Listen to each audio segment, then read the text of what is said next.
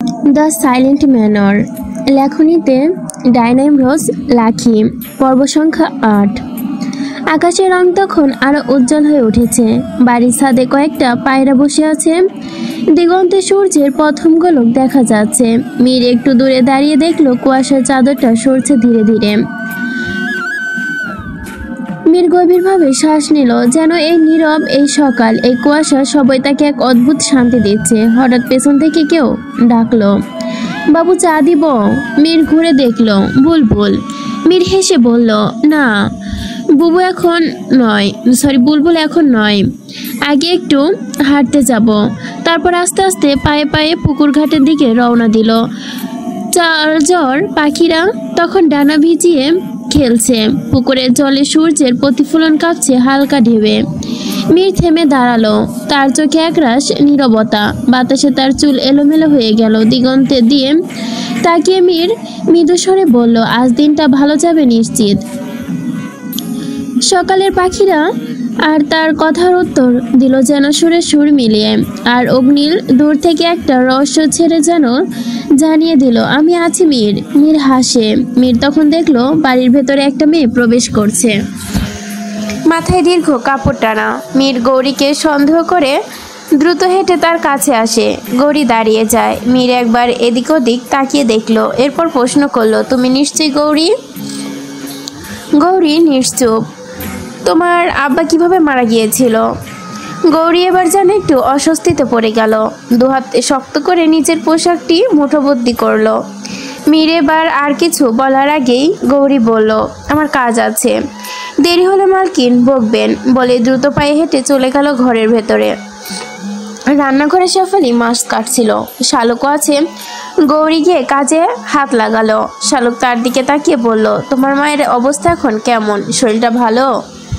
আগের মতোই আছে, আগের বার ডাক্তার দেখানো উচিত। তাহলে দেখাও। আপনি মাসের বেতনটা দিলেই দেখাবো। শালুক নিশ্চুপ রইল। তার হাতে চায়ের পাতিল ছিল। নিচু স্বরে গৌরীকে বলল, সবাইকে চা দিয়ে আয়। ওপরে মায়া আছে, ওকেও দিস। অতিথি আছে, তাদেরকেও দিতে ভুলে যাস না আবার। গৌরী মাথা নড়ালো, আচ্ছা।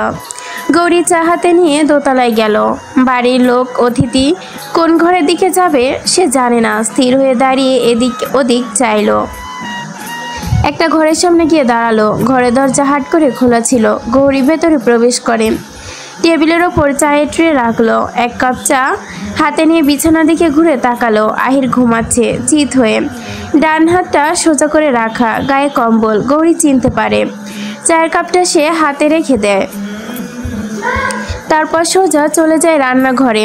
কিছুটা চা পাতা বেটে নিল, কুসুম গরম জল নিল। এরপর পুনরায় আহিরের ঘরে চলে আসে। ধীর স্থিরভাবে, অস্থির এক হাতে পট্টি খুলে দেয়। ক্ষতস্থানটিতে পুনরায় পরিষ্কার করে দিল। বেটে আনা চা পাতা ক্ষতস্থানে দিল।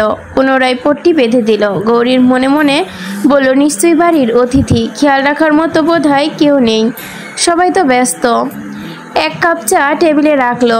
বাকি চা ট্রেতে করে নিয়ে চলে যেতে পেছন থেকে মলিন কণ্ঠ ভেসে আসে, গৌরী, আমার ক্ষতবিক্ষত জায়গাটি পূর্ণ করে দেওয়ার জন্য শুক্রিয়া।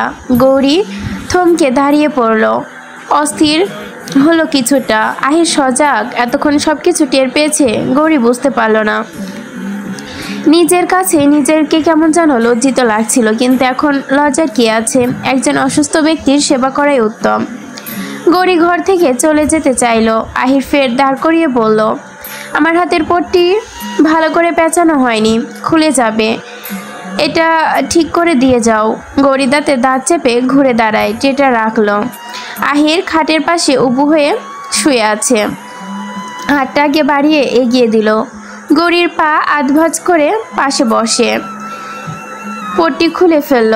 অহির তখন বলল, আমি এতক্ষণ সজাগ ছিলাম, চোখ আধ খোলা ছিল, তোমাকে আমি আগে দেখেছি। বাধা হয়নি, ভালো করে বাঁধতে বলছিলাম, তোমার যত্ন ভালোই লাগছিল। গৌরী চুপচাপ তার কাজ করলো। আহির কোনো কথার প্রতিক্রিয়া করলো না। গৌরী উঠে দাঁড়ালো যাওয়ার জন্য। আহির শোয়া থেকে উঠে দাঁড়ালো। গৌরীর সামনে দাঁড়িয়ে বলল, তুমি কথা বলতে পারো না? গৌরী পাশ কেটে যেতে চাইলো। আহির হাত বাড়িয়ে বাধা দেয়, জবাব না দিয়ে কোথায় যাচ্ছ? তুমি কি সত্যি কথা বলতে পারো না? কোনো জবাব নেই গৌরীর। কথা না বলতে পারলেও একটা সুবিধা আছে, সুন্দরী মেয়েরা রং ঢঙে কথা বলে, কথা শুরু করলে থামেই না, মশার মতো ভনভন করতেই থাকে। গৌরী এবারও চুপ। আহির পুনরায় বলল, থাক, তোমাকে বিরক্ত করব না, তোমার কাজ করো, দরকার পড়লে আমি তোমার সাথে কথা বলে নেব নে। গৌরী চলে যায়। আহির একা একাই হাসলো। সকাল গড়িয়ে যায়। মায়া ঘুম থেকে উঠতে বেশ কিছুক্ষণ দেরি করে। রাফেদ উঠেছিল। শেফালি এসে গরম দুধ আর রুটির সাথে ভাজি দিয়ে গিয়েছিল সকালের খাবার। তার মনটা উদাসীন। সে জানে পুরোপুরি সেরে উঠলেই বিয়ের আয়োজন শুরু হবে। তাকে একজন অজানা ব্যক্তির হাতে তুলে দেওয়া হবে। ইচ্ছে না থাকার সত্ত্বেও তাকে বিয়ে করতে রাজি হতে হবে। এই ঘরের দরজাটা খোলা ছিল। গৌরী অনুমতি নিয়ে প্রবেশ করলো। মায়া গৌরীকে দেখে বলল, তুই এখানে? মায়ের শরীরটা ভালো না, তাই আমাকে আসতে হলো। শুনেছি তোর শরীরটাও ভালো না, এখন কি অবস্থা? ঠিক আছি। দেখে মনে হচ্ছে অনেকদিন ঘর থেকে বের হোস না। চল, বাইরে থেকে ঘুরে আসবি। কোথায় যাব? কোথায় আর? পুকুর পাড়ে। মায়া রাজি হলো। দুজনেই পুকুর পাড়ে গেল। পুকুরের জলে হাঁস মনের আনন্দে সাঁতার কাটছে। নীরব জল ওদের সাঁতারে ঢেউ তুলেছে। সূর্যের কিরণ পড়েছে জলে, যা জল থেকে তার আলোর প্রতিফলন করে গৌরীর মুখে। দৃষ্টিতে দেখলো আহির, রাফেদ এবং মীর পুকুর পাড়ের একটা পাথরে বেঞ্চে বসেছিল। তিনজন এক হাতে সিগারেট। গৌরীকে দেখে আহির সিগারেট ফেলে দিল।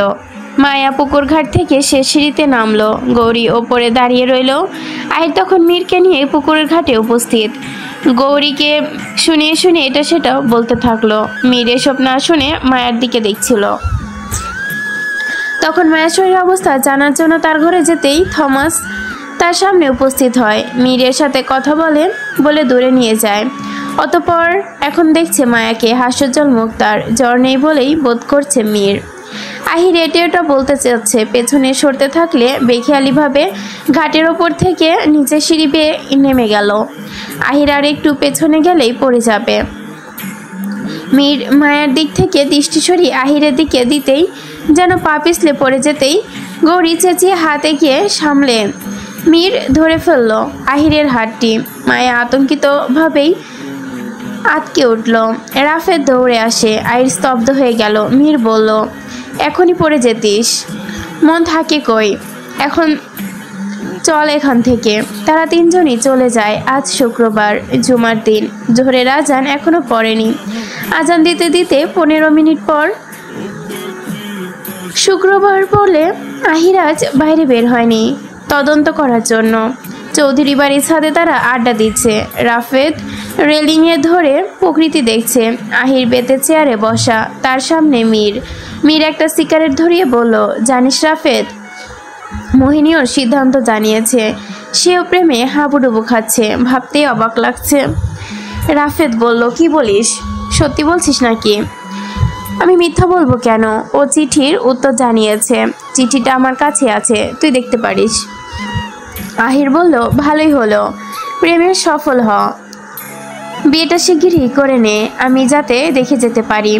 তাদের কথোপকথন শুনে নেয় মায়া। গৌরী আর সে ছাদে এসেছিল কাপড় শুকাতে দেওয়ার জন্য। মায়ের ভেতরটা ভেঙে গেল। গৌরী মায়ের অভিব্যক্তি দেখে কিছু বুঝতে পারল। এরপর তাকে নিয়ে ছাদ থেকে চলে যায়। আহির, রাফেদ আর মীর জুমার নামাজের জন্য গোসল শেষে তৈরি হয়ে নেয়। আহির কালো রঙের পাঞ্জাবি পরল, মীর এবং রাফেদ সাদা রঙের। মীর তার ঘর থেকে বের হতে দেখলো ফ্লোরে কিছু একটা পড়ে আছে। একটা ভাঁজ করা পৃষ্ঠা। হাতে তুলে নিল পৃষ্ঠাটি। একটা চিরকুট। সেই চিরকুট সেদিন উত্তরপাড়া থেকে আসার সময় এক অচেনা লোক দিয়েছিল। মীর চিরকুটটি ড্রয়ারে রেখে দিল। তখন মনে পড়ে চিরকুটে একটি চিত্র আঁকা ছিল। সেটা সেই দিন বোঝা যায়নি অন্ধকারের জন্য। মীর ড্রয়ার খুলে চিরকুটটি খুলল। চিত্রটি দেখল একটা পুরনো প্রাসাদ। আশ্চর্য বিষয় হলো প্রাসাদটি ঠিক উত্তরপাড়ার সেই প্রাসাদের মতোই। মীর স্তম্ভিত হয়ে গেল। ঠিক তখন ওই মসজিদ থেকে আজানের সুর ভেসে এলো। জুম্মার নামাজ শেষে সরু পথ ধরে বাড়ি ফিরছে সকলে। রাফেদ, মীর, আহির একসাথে। সবাই এক পোশাকে, পাঞ্জাবি। সকলের মাথায় সাদা টুপি, কিন্তু আহিরের মাথায় একটি রুমাল বাঁধা। সাদা রঙের রুমাল। আহিরকে একরকম সাজে দেখে মায়া তখন বলেছিল, আপনাকে খুব সুদর্শন দেখাচ্ছে, একদম আমার রাফেদ ভাইয়ার মতো। আহির প্রতিক্রিয়ায় শুধু মায়ের মাথায় হাত রেখে বলেছিল, দুষ্টু মেয়ে, তুমিও কিন্তু ভারী মিষ্টি, একদম আমার ছোট বোনের মতো। মায়াও হেসেছিল। মীর পথে আসতে আসতে বলল, আজ শুক্রবার, দোয়া কবুলের দিন, যাই মায়ের কবরটা জিয়ারত করে আসি। রাফেদ এবং আহির তার রেস্টে নেই বলল, আমরাও যাব। বলে তিনজন জমিদার পরিবারের কবরস্থানের দিকে হাঁটলো। কবরস্থানের ভেতরে জুতা খুলে তিনজনই প্রবেশ করে। মীর সহ সকলেই কবর জিয়ারত করে। মীরের চোখ থেকে জল গড়িয়ে পড়ল। এটাই কি প্রকৃতির নিয়ম? মানুষ তার স্মৃতি রেখে দুনিয়া থেকে বিদায় নিয়ে চলে যাবে কেন? দুনিয়ার সময়টা একটু দীর্ঘ হয় না? প্রশ্নটা যেন মীরের মনে ঘুরপাক খাচ্ছিল। জিয়ারত শেষে তারা বাড়ির উদ্দেশ্যে রওনা হয়। পথের দুধারে ধান ক্ষেত, ধানের ঝিরিঝিরি শব্দে ভেসে আসছে। কিছু ধান পেকে হলদে ভাব ধারণ করেছে, কিছু পাখির দল বেঁধে উঠছে। পাড়া ছেলেরা দৌড়ে দৌড়ে খেলা করছে। আহির এবং মীরের কাছে প্রতিটি দৃশ্যই যেন মুগ্ধকর মনে হলো। মীর বলল, ইচ্ছে করলে সারাটা জীবন এখানেই থেকে যাই। রাফেদ মীরের রেস্টে নেই বলল, তোকে এখানে থাকতে তো কেউ বারণ করেনি, থেকে যা।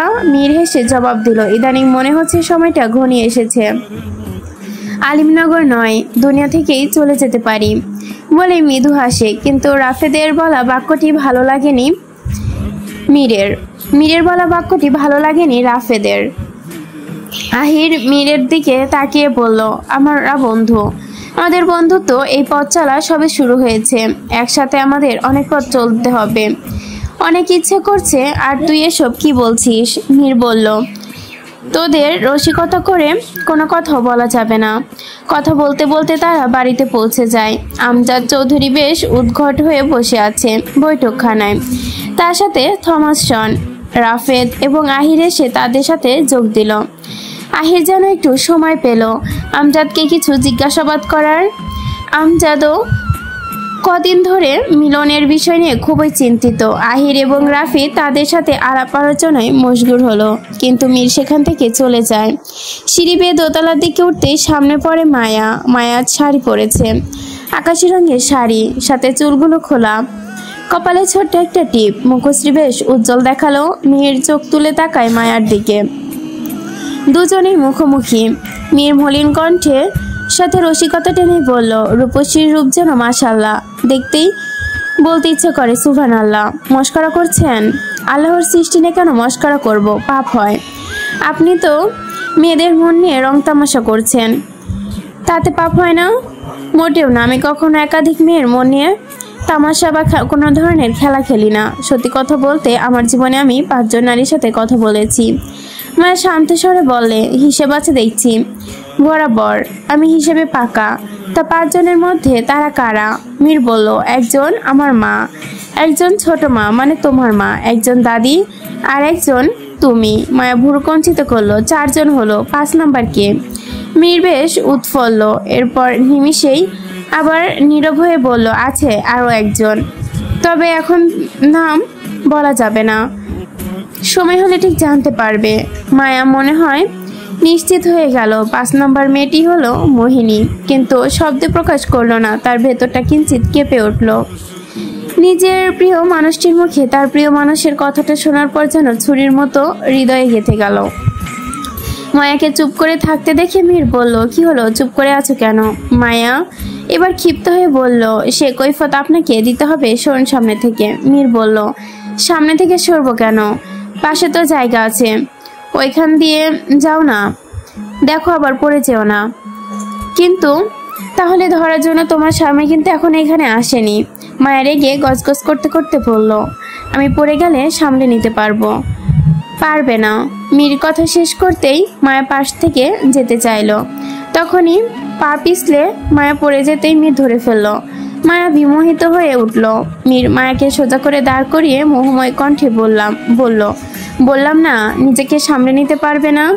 মায়া দৃষ্টি এলোমেলো করে বৈঠকখানার দিকে গেল।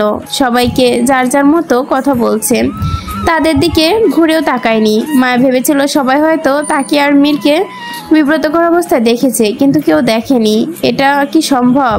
কারো নজরে এদিকে আসলো না, নাকি দেখেও না দেখার ভান করছে। মায়ের মনে হলো তারা অদৃশ্য একটা দেওয়ালের মাঝে, যেখানে তাকে কেউ বিব্রত করা অবস্থায় দেখে না, অথচ তার ধারণা সবাই দেখে, কিন্তু এ কারণে সবাই চুপ থাকে। এর ব্যাখ্যা সে পেল না। আহির তার হাতের পট্টিটা খুলে ফেলেছে। যন্ত্রণা নেই এখন আর, তাকে বের হতে হবে সত্যের সন্ধানে। মিলনকে কারা হত্যা করেছে এই সত্যটা তাকে বের করতে হবে। সন্দেহের চোখে প্রথমে আমজাদ এবং তার বাড়ির সকলে রাফেদকে সন্দেহ করেছে আহির, তবে এখন পর্যন্ত উপযুক্ত কোনো তথ্য পায়নি। বিকালের দিকে সে অশ্ব নিয়ে আলিমনগরের আনাচে কানাচে চলে যায়। সবকিছু বেশ পর্যবেক্ষণ করে দেখে। সংবিধানের ভাষায় বহুত বিখ্যাত একটা উক্তি আছে, অপরাধী যতই চালাক হোক না কেন অপরাধের শেষ প্রমাণ রেখে যায়। সেই প্রমাণই খোঁজ করতে চাচ্ছে আহির। শীতের সময় দিনের গতিটা যেন ক্ষুদ্রতম হয়। এই সকাল শুরু তো শেষ, সূর্য হেলে পড়েছে পশ্চিমে। আহির ফেডোর আড়াল থেকে পশ্চিম দেখল, সূর্য বিদায় নিচ্ছে। আকাশের আড়ালে লুকিয়ে যাচ্ছে সত্য, লুকিয়ে যায় যেমন মিথ্যার আড়ালে। অশ্বের আগাম টেনে জমিদারের তারশস্যা এর দিকে গেল। সবাই বাড়িতে চলে যাচ্ছে। ছুটু হয়েছে মাত্রই আহির পুনরায় অশ্বের লাগাম টানলো। অশ্ব ছুটছে অজানা পথে। তখন আহিরের সামনে একটি গাড়ি এসে থামে। তারই গাড়ি থেকে নেমে আসে তার সাহসী সহকারী অরুণ। স্যার, আমি একটা তাজা খবর নিয়ে এসেছি। কি খবর শুনি? মিলনের লাশ ময়নাতদন্তের জন্য নেওয়া হয়েছিল, তো রিপোর্ট এসেছে। কি এসেছে রিপোর্টে? আমরা যখন ওর লাশ পাই তখন ওর মুখটা থেতলে ছিল, ভালোভাবে দেখতে পারিনি। রিপোর্ট এসেছে ওর চোখ দুটো উঠিয়ে ফেলা হয়েছে। কি বলছো? আহির স্তব্ধ। কেসটি আরও জটিল হয়ে গেল। হ্যাঁ স্যার। আহির আর কিছু বলে না। গভীর রাত, একটা মেয়ের চিৎকার, গুদামঘর। পরদিন সকালে একজন ছেলে নিথদেহ পাওয়া যায়। আহির এর আগে অনেক কেস সমাধান করেছে, মার্ডার কেস, তবে মিলনের মার্ডার কেসটি বেশ আশ্চর্যজনক। চোখ উঠিয়ে নেওয়া হয়েছে। অরুণ বলল, স্যার, মিলনের চোখের সাথেও ছিল। এ বলেই সাথে ছিল না, এখন বলছো সাথেই ছিল? স্যার, আমি বলিনি যে সাথে ছিল না। চোখ তুলে নিয়েছিল ঠিকই, কিন্তু ওটি লাশের সাথেই পাওয়া গেছে, লাশের পাশে ছিল। গ্রামের দারোগা তাই বলেছে। অরুণ চলে যায়। সন্ধ্যা ঘনিয়ে আসছে। আহির একটা টং দোকানে বসে চা খায়, দোকানের কাছে কথাও বলে। ততক্ষণে সে একটা নোটবুক বের করলো, কিছু লিখলো, যেন হিসাব মেলাচ্ছে। আহিরের তখন মনে হয় তার ভেতরে কেউ অনুসরণ করছে। ঘুরে তাকালো চারপাশ। হেলা সূর্যের দিকে একজন দাঁড়িয়ে আছে বেশ কিছুটা দূরে। তার দৃষ্টি আহিরের দিকে। বেশ মোটা তাজা একটা লোক, সাথে একটা অশ্ব। আহির বিস্ময় হয়ে গেল। নিশ্চিত ইনি সাধারণ কেউ নয়। গ্রামের সাধারণ মানুষের কাছে তো আর অশ্ব থাকা সম্ভব না, এবং নেইও। তবে ইনি কে? আহির চায়ের চুমুক দিল, নোটবুক পকেটে রাখে, চা অর্ধেক পান করলো, বাকিটা ফেলে দোকানির পাওনা পরিশোধ করলো। এরপর সেখান থেকে বের হয়। অনুসরণ করা লোকটি তার অশ্বে চেপে বসলো। সাথে সাথেই তিল ফলক আহিরকে লক্ষ্য করে একটি তীর ছুঁড়ে। তীর এসে মাটিতে বৃদ্ধে। আহির তীরটার কাছে গেল। তীরটির সাথে একটি চিরকুট। সে খুলে দেখলো তাতে লেখা, নিশিরপুর কবরস্থানে আসো, আমাকে অনুসরণ করে সোজা চলে আসো। লোকটি কি ঘুরে তাকালো? লোকটি গায়েব। আহির হকচকিয়ে গেল। এরপর সে তড়িঘড়ি করে অশ্বের পৃষ্ঠে চেপে বসে। তার সামনের দিকে পথে যেতে হবে। নিশ্চয়ই লোকটি এই পথেই গেছে। অজানা পথ, চারপাশে গাছপালা, বাড়িঘর নেই, শুনশান। বেশ কিছু জায়গা পর আহির থামল। তার সামনে একটা কবরস্থান, নির্জন, নিহারিকা। জায়গা এতটাই নিতস্থ যে নিজের হৃদয়েও ধুকপুক শব্দ যেন কানে বাজছে। আহির চোখ তুলে তাকায় চারদিকে, কোথাও লোকটির ছায়াও নেই। সে অশ্ব থেকে নেমে হেঁটে সামনে গেল। চারদিকে কবরগুলো লতা পাতায় পেঁচিয়ে গেছে। সামনে যেতে আহিরের সামনে পড়ল এক অচেনা লোক, মাথায় পাগড়ি, তবে মুখ খোলা, শ্যামবর্ণ গায়ের রং। বৃদ্ধ হবে লোকটি, বয়স আন্দাজ করা গেল না। লোকটির হাতে একটা মশাল। আহির জিজ্ঞেস করলো, আপনি কে, আর এখানে কেন আসছেন বলেন? লোকটি নিরুত্তর। আহির বিরক্তির স্বরে আবার জিজ্ঞেস করলো, কি হলো, জবাব দিচ্ছে না কেন? লোকটি তখন গম্ভীর মুখে বলে, এসো আমার সাথে, বলে একটি কবরের দিকে নিয়ে গেল। দাঁড়ালো কবরটির নিকটে। আহির বিমোহিত হয়ে বলল, কার কবর? রাশিদুল তালুকদারের। কে উনি? আর আমাকে বা এসব বলছেন কেন? লোকটি বলল, এখানে রাশিদুল তালুকদারের কবর এবং ওনার বংশের অনেকেরই কবর। তো আমার প্রশ্ন হলো, তার কন্যা ফারদিনা কোথায়? তার হবু স্বামী কোথায়? তাদের খোঁজ আজও পাওয়া যায়নি। আহির অবাক হলো, সেসব আমি কি করে জানবো? তুমি জানো না? তবে তোমাকে খুঁজে বের করতে হবে। আহির এবার বিরক্ত হলো, অদ্ভুত, এদের সম্পর্কে তো আমি কিছুই জানি না। খুঁজবো কিভাবে? এদের সম্পর্কে জানতে হলে তোমাকে দ্য সাইলেন্ট ম্যানর বইটি পড়তে হবে। ওই বইটিতেই সব আছে। দেরি করো না, যাও বইটি পড়ো আর ওদের খুঁজে বের করো। আহির কয়েক সেকেন্ড চুপ থেকে বলল, বইটি তো অনেক আগের, তখনকার তো কেউ বেঁচে নেই। সেটা আমিও জানি, কেউ বেঁচে নেই। বেঁচে না থাকাটা স্বাভাবিক। বেঁচে না থাক, লাশ তো থাকবে, আর ওই লাশ তো চাই। আপনি তাদের কি করবেন? সমস্ত প্রশ্নের উত্তর আগামীকাল দিব। আগামীকাল দিঘির পাড়ে তোমার জন্য অপেক্ষা করব। আর আজ রাতের মধ্যেই বইটি পড়ো, বলে লোকটি আহিরের পাশে মশালটি ধরিয়ে দিয়ে বলল, চলে যাও। আহির ঘন্টা দুয়েক পর জমিদার বাড়িতে পৌঁছে যায়। ঠান্ডা জলে হাত মুখ ধুয়ে বারান্দায় এসে বসে। পাশে একটা টেবিলের ওপর দ্য সাইলেন্ট ম্যানর বইটি রাখা। আহিরের দৃষ্টি গেল সেই দিকেই। বইটি হাতে নিল। তার ঘরের দরজা খোলা ছিল। মীর আর রাফেদ উপস্থিত হলো তার ঘরে। তারাও চেয়ার টেনে বসে। মীর বলল, তুই বইটি পড়বি? আহির নিচু স্বরে বলল, পড়ে দেখি কি আছে এতে। শব্দ করে পড়, আমরাও শুনি, বলল রাফেদ। আহির বইটির প্রথম পাতা উল্টে দেখলো প্রথম পৃষ্ঠা ফাঁকা, উৎসর্গ বলতে কিচ্ছু নেই। এরপর দ্বিতীয় পৃষ্ঠা উল্টালো, সেখানে লেখা শুধু। আহির পড়তে শুরু করলো। 1970 সাল। আকাশ এখনো পুরোপুরি জেগে ওঠেনি। কুয়াশার সমস্ত চাদর ঢাকা ছিল আলিমনগর গ্রামের দিগন্তে। পূর্ব দিকে গাছের ফাঁক দিয়ে সূর্যের আলো উকি দিচ্ছে। গ্রামের মানুষজন জেগে উঠছে ধীরে ধীরে। কুয়াশার ভেতরে দেখা গেল এক বিশাল জমিদার বাড়ি। এরশাদ তালুকদারের পূর্বপুরুষের গড়া বাড়িটি। দোতলা ঘর, বড় বারান্দা থেকে নিচে তাকিয়ে আছেন জমিদার রাশিদ তালুকদার। মাথায় সাদা পাগড়ি, পরনে হালকা ক্রিম রঙের ধুতি পাঞ্জাবি, হাতে রূপার ছড়ি। বয়স তার 55। চেহারায় বয়সের ক্লান্তি নয়, বরং রাজকীয় গম্ভীর্য। তার চোখে এক ধরনের হিসাবি দৃষ্টি, যেন প্রতিটি জিনিসের দাম জানেন, এমনকি মানুষেরও। উঠানে ব্যস্ততায় তখন চরমে।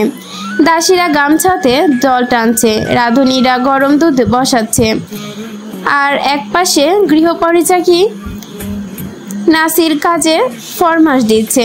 তালুকদারের 4 ছেলে। রায়ান তালুকদার বড় ছেলে, কঠিন স্বভাবের, তার বাবার মতোই গম্ভীর। তার কণ্ঠের আদেশ থাকে, কিন্তু সেই আদেশে যুক্তি থাকে না, থাকে কর্তৃত্ব। মেজ ছেলে আবার আবির তালুকদার, হিসাবি মনটা নরম। জমির খাতা খাতনি করতে থাকে সে প্রায়ই। তারপর আবি তালুকদার, সেজ ছেলে, আগুনের মতো। নিজের কথা বলতে গিয়ে কখনো থেমে যায় না। গ্রামের মানুষের পাশে থাকতে চায়। বাবার চোখে সেটা এক বড় অপরাধ।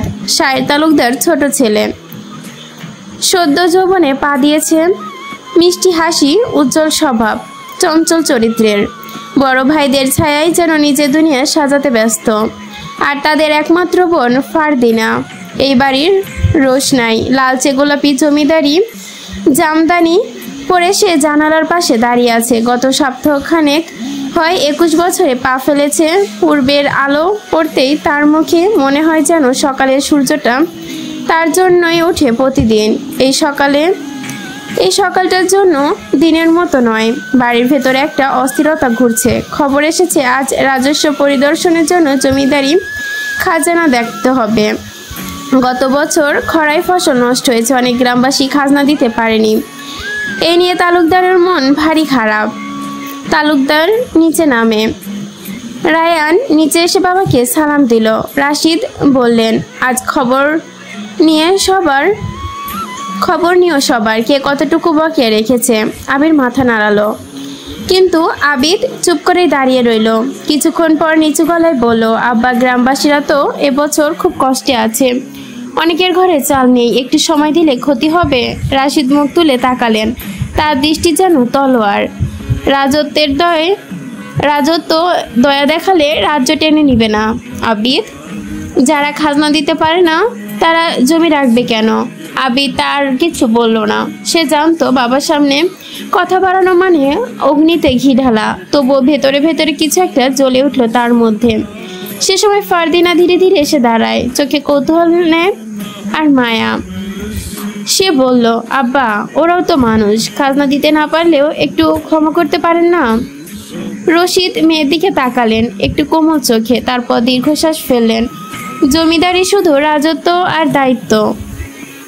রাজত্ব না দিলে নিজের শান্তি হবে কিভাবে? রাজত্ব না দিলে তো শাস্তি পেতে হবে। এই রাজনীতি তুই বুঝবি না। ফারদিনা চুপ হয়ে গেল, তবুও যেন চোখে একটা প্রশ্ন রয়ে গেল। মানুষের প্রতি দয়া করা কি তবে অপরাধ? উঠানে সায়েম ছোট ভাইয়ের সঙ্গে হাসতে হাসতে এলো। সায়েম আবিদকে লক্ষ্য করে বলল, আবিদ ভাই, তুমি আবার খাজনা নিয়ে ভাবছ?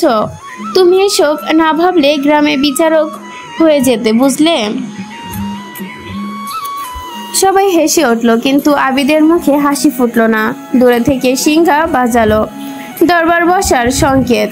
দোসরা ছুটে এসে মঞ্চ সাজাতে লাগলো, চেয়ার টেবিল পিড়ি আর এক পাশে জল ভরা কলস। দরবার বসলো পুনরায় আম গাছের তলায়। গ্রামের কয়েকজন বৃদ্ধা এসে দাঁড়ালো, হাতে টাকা পয়সা আর চালের বস্তা। তাদের মুখে ভয়, চোখে হাসা। প্রথমে এলো বুড়ো মজিদ মিয়া, হাত কাঁপছে, হাতে 2 মণ চাল। সাহেব, এইটুকুই পারলাম আনতে, আর কিছু বাকি নাই ঘরে। রাশিদ ছড়ি ঘুরিয়ে বলল, চাল কম, নিয়মে চলতে হবে। তা যেন বারবারই করা হিসাব। আবিদ এগিয়ে এলো, আব্বা, মজিদ মিয়া একা থাকে, ওর পুত্র মারা গেছে গত বছর, বাকি চালটা মাফ করে দিন। সবাই চুপ। বাতাস ভারী হয়ে গেল। রাশিদ কিছুক্ষণ চুপ করে তাকিয়ে রইল, তারপর বললেন, ঠিক আছে, ওর এই বছরের খাজনা অর্ধেক মাফ। মজিদের চোখে জল নিয়ে এলো, আল্লাহ আপনাকে সুখে রাখুক তালুকদার সাহেব। আবিদের মুখে হালকা হাসি ফুটলো। ফারদিনা বারান্দায় থেকে এই দৃশ্যটি দেখছিল, তার চোখে অদ্ভুত তৃপ্তি। দরবার শেষে বিকালের দিকে সূর্য ডুবে যাবে এমন এক অবস্থায় বাড়িতে ছায়া লম্বা হচ্ছিল মাঠে। ফারদিনা বাগানে বসে ফুল তুলছিল, বাতাসে গন্ধ ছড়াচ্ছে শিউলি ফুলের। আবিদ এসে পাশে দাঁড়ালো, তুই আবার ফুল তুলছিস? ফারদিনা মৃদু হাসলো, ফুললে মন ভালো হয়। সকাল থেকে সবাই এত কড়া কড়া কথা বলছে, একটু শান্তি দরকার। আবিদ বলল, আমাদের এই বাড়িতে শান্তি নেই ফারদিনা, আছে শুধু হিসাব। ফারদিনা তাকালো ভাইয়ের দিকে, তারপর চুপচাপ ফুলের ঝুড়ি হাতে তুলে ভেতরে গেল। বাড়ির পূর্বে বারান্দাগুলো তখন হালকা আলো জ্বলছে, দূরে পুকুরের জলে প্রতিফলিত হচ্ছে বাড়ির ছায়া। বাতাসে একটি মৃদু সুর ভেসে আসছে, পুকুর ঘাটে কেউ ভাটিয়ালি গান গাইছে। মাঝি নাও ছাইরা দে, সময় তো আর নাই। রশিদ তালুকদার দোতলার জানালা থেকে নিচে তাকিয়ে রইলেন, তার মুখে এক ছায়াময় ভাব। তিনি জানেন তার রাজত্ব এখনো টিকে আছে, কিন্তু মানুষের মন থেকে তিনি ধীরে ধীরে হারিয়ে যাচ্ছেন। রাতে নয়, কুয়াশা নামছে বাড়ির ছাদে, আর সেই কুয়াশার ভেতরে দিয়েই তালুকদার বাড়ি যেন এক রহস্যে ঢাকা। সেখানে রাজত্ব আছে, আছে ক্ষমতা, কিন্তু ভালোবাসা যেন ধীরে ধীরে হারিয়ে যাচ্ছে কোথাও। ফারদিন আয়নার সামনে বসে সাজ করছিল। সে আজ পরেছে হালকা গোলাপি রেশমের শাড়ি, পাড়ে সূক্ষ্ম সোনালি বর্ডার, যাতে চাঁদের আলোয় কোমলভাবে ঝলমল করছে। কাঁধে লেখেছে হালকা সাদা চাদর, যার ওপর সূক্ষ্ম ফুলের কাজ করা। হাতে সোনার কড়া, কানে দুল ছোট্ট কিন্তু মাধুর্যে ভরা, পায়ে হালকা নিলাম আর চুলগুলো খোলা, প্রকৃতির বাতাসে নরমভাবে দুলছে। সে পাশে ফারদিনা মাঠে চাঁদের আলোয় আরো রহস্যময় সুন্দরী দেখাচ্ছে। আলিমনগর গ্রামের রাতটা আজ রূপালী, চাঁদ যেন আকাশে ভালোভাবেই মাঠ জুড়ে দুধে ভেজা আলো ঢালছে। দূরে নদী নিঃশব্দ, কেবল কোথাও কোথাও ব্যাঙ ডাক, আর তার মাঝে একটা চিরচেনা বাঁশির সুর। সেই সুরে কিছু ছিল যা ফারদিনার বুকের ভেতরে নাড়া দিল। জমিদার বাড়ির জানালায় দাঁড়িয়ে সে অনেকক্ষণ ধরে সেই সুর শুনে রইল। মনে হচ্ছিল বাঁশিটা যেন কারো নাম ধরে বাজছে। তার ওই নাম, কে বাজাচ্ছে, কোথায় থেকে আসছে এই সুর? তার মনে অনেক প্রশ্ন জমল। সে জানে না, শুধু জানে এই সুর তাকে ডাকছে। চোখ খুলে তাকায় সে। এক চমক, ফারদিনা আলতো করে দরজা খুলল, বাড়ির পেছনের দরজা। চাঁদের আলোয় পা টিপে টিপে নামলো সিঁড়ি বেয়ে। বাতাসে বেলি ফুলের গন্ধ, পাখিরা ঘুমিয়ে আছে, আকাশে তারার ঢল।